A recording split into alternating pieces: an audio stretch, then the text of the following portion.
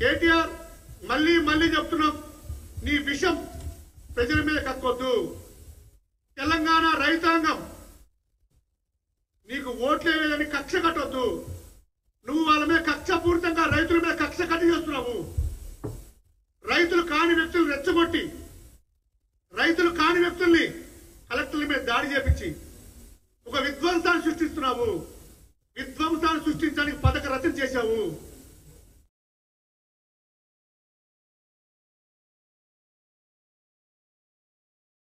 నీ కుటుంబమే తీసుకోవాలి.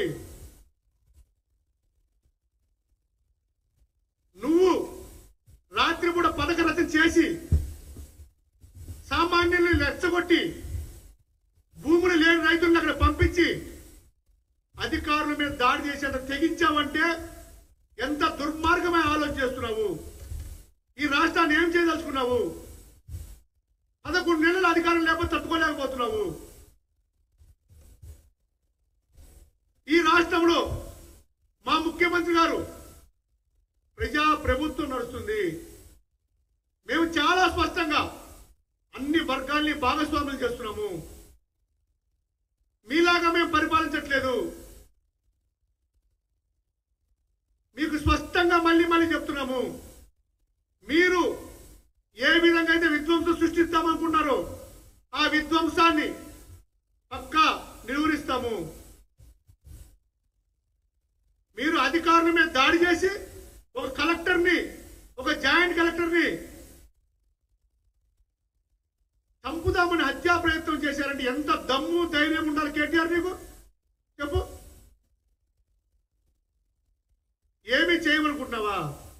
ఏమి కాదనుకుంటున్నావా? ఇంకా నేను జైలుకి పోతా, పంపి చూస్తా, ఎస్ బరాబర్ మా సురేష్ కొట్టాడు, సిగ్గులేదా నీకు ఆ మాట చెప్పడానికి? తప్పును తప్పు అని ఖండించాలి. నువ్వు ఒక రాజకీయ వ్యవస్థలో ఉన్నావు, ఒక రాజకీయ నాయకుల్లో ఉన్నావు, 10 సంవత్సరాలు రాష్ట్రాన్ని పరిపాలించావు. నీకు ఆ అధికారం వచ్చింది అంటే నీ ఒక్కడి కుటుంబంతో కాదు, తెలంగాణ ప్రజలందరూ కలిపి తెలంగాణ ఉద్యమంలో పోరాటం చేశావు. తెలంగాణ వచ్చింది కాబట్టి నువ్వు ముఖ్యమంత్రి అయ్యావు. నీ అయ్య ముఖ్యమంత్రి అయ్యాడు, నువ్వు మంత్రి అయ్యావు.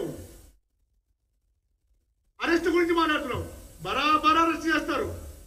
అరెస్ట్ చేసుకో. ఎందుకు? నువ్వు తప్పు అని తేలితే నిన్ను కాదు నీ అయ్యను కూడా అరెస్ట్ చేస్తాం. రేపు కాళేశ్వరంలో అవినీతి బయటపడితే నీ అయ్య లోపల పోతాడు. విద్యుత్తు స్కామ్లో మీ అయ్య పాత్ర ఉంటే మీ అయ్య లోపల పోతాడు. నీ చెల్లి లోపల పోలేదా? ఫస్ట్ శుద్ధపూస మాట చెప్పలేదా? 5 నెలలు 6 నెలలు జైలు జీవితం గడిపరాలేదా? నువ్వు అంతే పోతావు బిడ్డ జైలుకి. ప్రజలు రెచ్చగొడుతున్నావు. కులగాన్ని అడ్డుకోమంటావు, అధికారులను అడ్డుకోమంటావు. ఏం చేసింది ఈ ప్రభుత్వం అంటావు? నీ కళ్ళ కనపడట్లేదా? 18 లక్షలు, 18,000 కోట్ల రూపాయలు రైతు రుణమాఫీ చేశాం.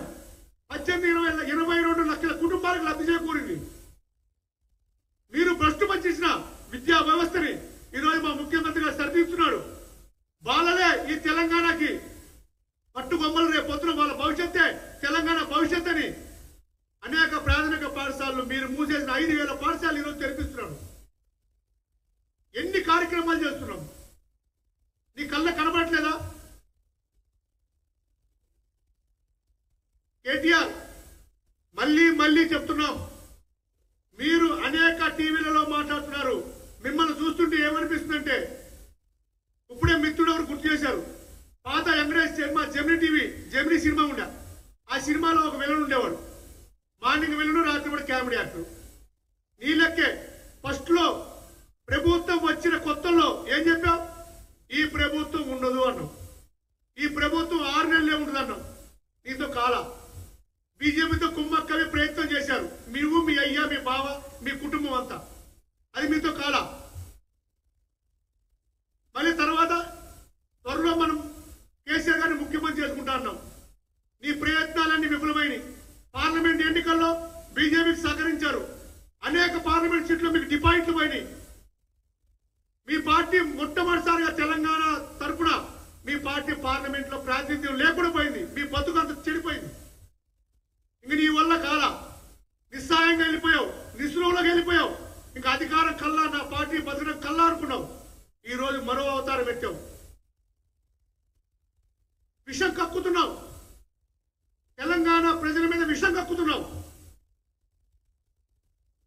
కార్యకర్తల్ని మీ నాయకుల్ని బలి పశువులుగా చేయబోతున్నాం. అందుకే టీఆర్ఎస్ నాయకుడికి విజ్ఞప్తి చేస్తున్నాం.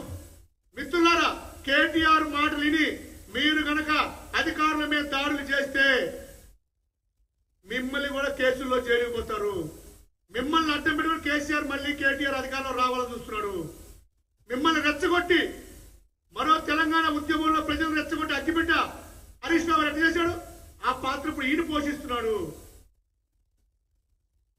కాబట్టి టీఆర్ఎస్ నాయకులు అప్రమత్తంగా ఉండాలి. ఈ దుర్మార్గమైన చర్యలను ఖండించాలి. 10 సంవత్సరాలు అంత దుర్మార్గమైన పరిపాలన చేసిన ఏ రోజైనా కాంగ్రెస్ నాయకులు అధికారుల మీద దాడి చేసామా మిత్రులారా? మమ్మల్ని అసలు రోడ్డు మీద రానిపోతుంది. నువ్వు మీ అయ్యా నేను జిల్లాకు వస్తే మమ్మల్ని ముందే అరెస్ట్ చేస్తుంది. మా ఫ్లెక్సీ చూస్తే ఓడ్చుకోలేకపోతుంది. అయినా మా ముఖ్యమంత్రి గారు ఈరోజు ప్రజాస్వామ్యబద్ధంగా నువ్వు ఎన్ని అవాకులు చెవాకులు మాట్లాడినా, ఎన్ని పిచ్చి ప్రేలాపనలు మాట్లాడినా, ఎంత విషం కక్కుతున్నా సహించి ప్రజలు చూస్తున్నారు, ప్రజలు గమనిస్తున్నారు. సమయం వచ్చినప్పుడు బిడ్డ నీ అంతు చూస్తామని చెప్పి వేచి చూస్తున్నాం.